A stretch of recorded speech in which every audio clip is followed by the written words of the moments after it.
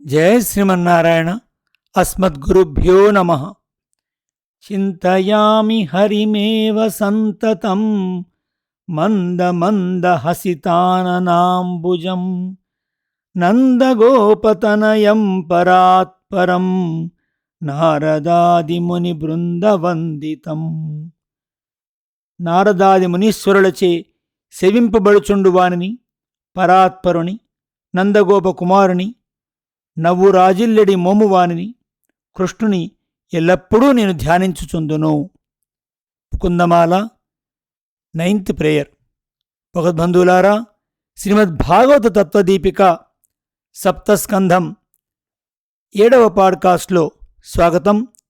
ఇంతవరకు హిరణ్యకశపుడు, ప్రహ్లాదుడు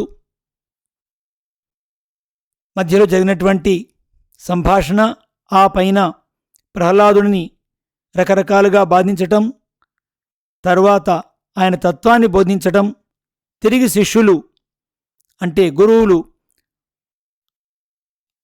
ఆయనకు గృహస్థ ధర్మాల్ని బోధించడం, ఆ తరువాత ప్రహ్లాదుడు తనతో పాటున్న శిష్యులకు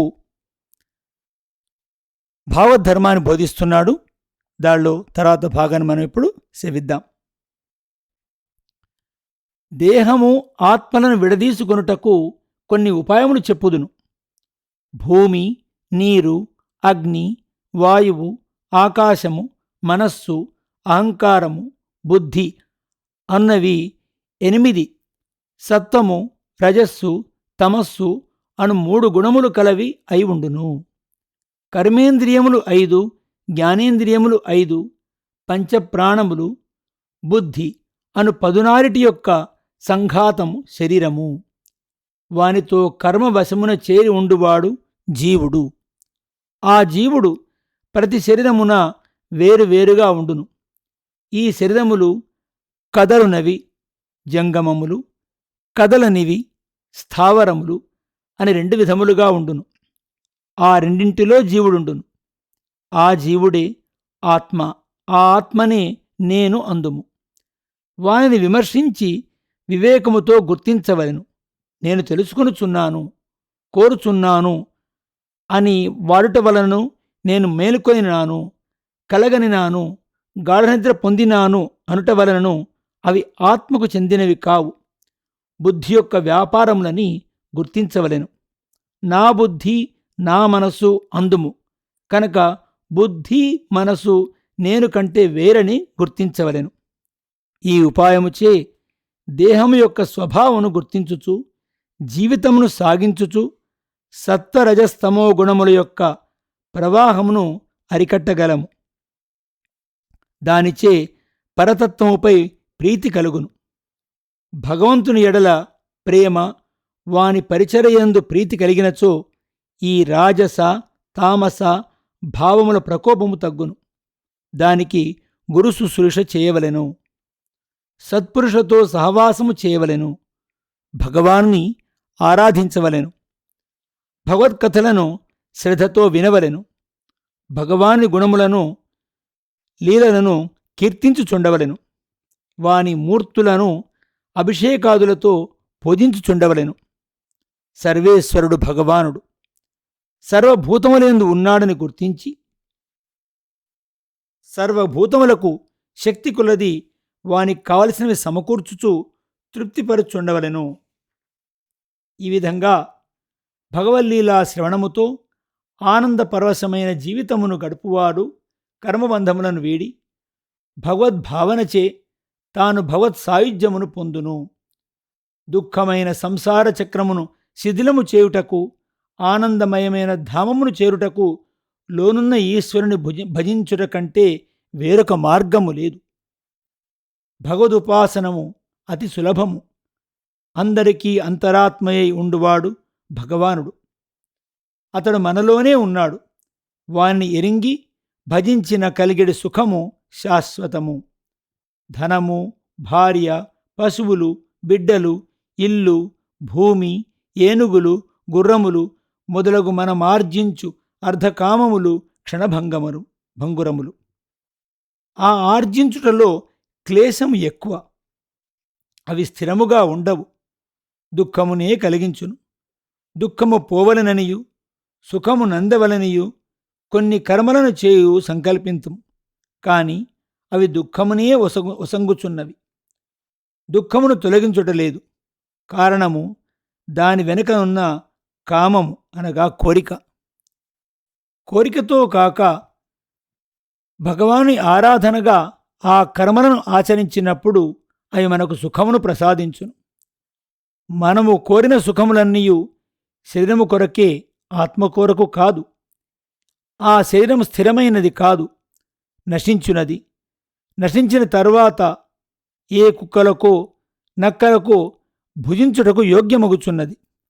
మన శరీరమే మన సుఖము కొరకు వినియోగపడిన నాడు బిడ్డలు, భార్య, రాజ్యములు, భోగములు మన సుఖమునకు సాయపడనని అగునా?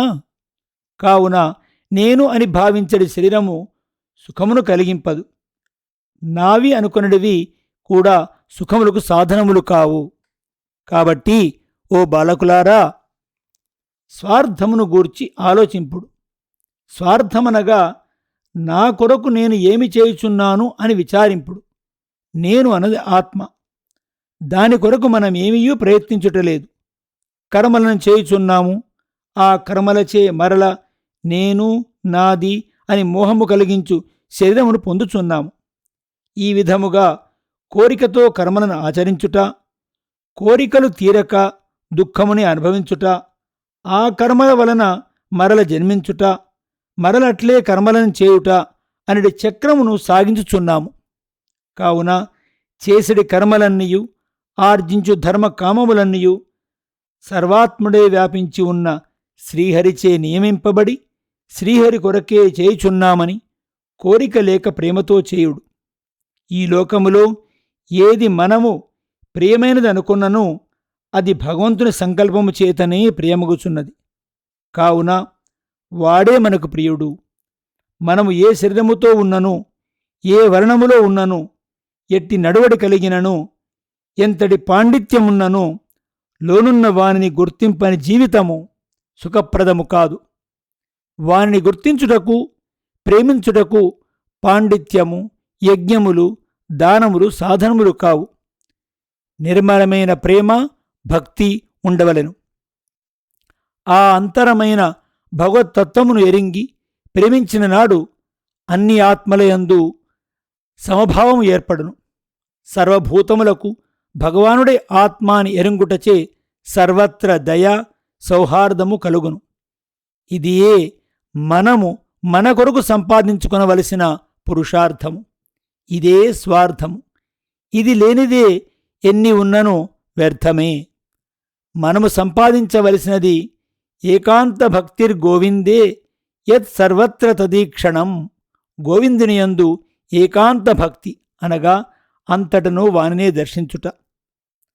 ప్రహ్లాదుడు చేసిన ఉపదేశముతో పిల్లలందరూ గురువులు చెప్పడి పాఠములు పనికి మాలినవని గుర్తించి గ్రహించుట మానిరి. గురువులు హిరణ్యకశపునితో ఈ విషయమునంతను నివేదించిరి. ఉత్కటమైన కోపముతో హిరణ్యకశపుడు ప్రహ్లాదుని పిలిపించెను. దుర్వినీత, బుద్ధిహీనుడా, నా ఆజ్ఞను తిరస్కరించుచున్న నిన్ను ఇప్పుడే యమలోకమునకు పంపుచున్నాను. నా కోపమునకు 3 లోకములు వణుకుచుండగా నీవింత భయపడకుండా కారణమేమి? ఎవరి అండ చూచుకొని నీవిట్లు ఎదిరించున్నావు అని పలికినాడు తండ్రి. ప్రహ్లాదుడు చెప్తున్నాడు, తండ్రి, నీకును లోకములోనున్న బలశాలులకు అందరకును బలము ఎవడో వాడే నాకు బలము. ఈ లోకములో స్థావరములు, జంగమములు, పరులైన బ్రహ్మాదులు, అంతకు క్రింది వారైన ఇంద్రాదులు కూడా అతని అధీనమునే కదులుచున్నారు, నిలుచున్నారు. అతడే వారికి బలము. తండ్రి, ఈ అసురభావమును విడిచిపెట్టుము. మనసే మనకు శత్రువులు, మిత్రులు అని భావమును సృష్టించున్నది. మనసు కంటే వేరొక శత్రువు లేదు. తప్పుదారిన పోవు మనసును జయింపలేని నాడు లోకమంతయు ప్రతికూలమే. మనసును సమభావమును నిలుపుకొనుటయే భగవంతుని ఆరాధనం. లోనున్న మనస్సును ఇంద్రియములను జయింపక ఈ లోకములన్నిటినీ నేను జయించితిని అనుకొనుట అవివేకం. మనస్సును వశపరుచుకొనిన సమత్వ బుద్ధి గల సాధువునకు శత్రువులే ఉండరు. ప్రహ్లాదుడిట్లు చెప్పగానే హిరణ్యకశిపుడు తీవ్రమైన రోషముతో వణుకుచుండెను. చనిపోయే ముందు దురదృష్టవంతులకు ప్రలాపములు వచ్చుండును. అట్లే హిరణ్యకశిపుడు నాకంటే ఈ లోకమున నియమించువాడు వేడొకడున్నాడా? వాడు అంతటా ఉన్నాడా? ఉంటే ఈ స్తంభమునందు కూడా ఉండునా? ఉన్నచో నిన్ను కాపాడగలడేమో చూతము. ఈ స్తంభము నుండి వాడు వచ్చి నిన్ను కాపాడినచో సరే, లేనిచో ఇదిగో ఈ కత్తితో నీ శిరస్సును త్రుంచెదను అని తన ఆసనము నుండి లేచి కత్తి ఒక చేతితో పట్టుకొని పిడికిలితో సభలో ఉన్న ఒక స్తంభమును చరిచెను. వెంటనే అతి భీషణమగు ధ్వని వెలువడెను. అండకటాహము బ్రద్దలాయెను. ఆ ధ్వనిని బ్రహ్మాదులు వారి లోకములో విని లయమగుచున్న వేమో అని భీతిల్లిరి.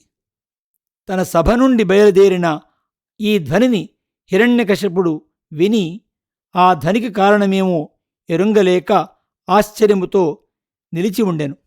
రాక్షసులందరూ బెదబెదలాడుచుండిరి. ఆ తర్వాత జరిగినటువంటి విషయాన్ని మనం తర్వాత పాడ్కాస్ట్లో తెలుసుకుందాం.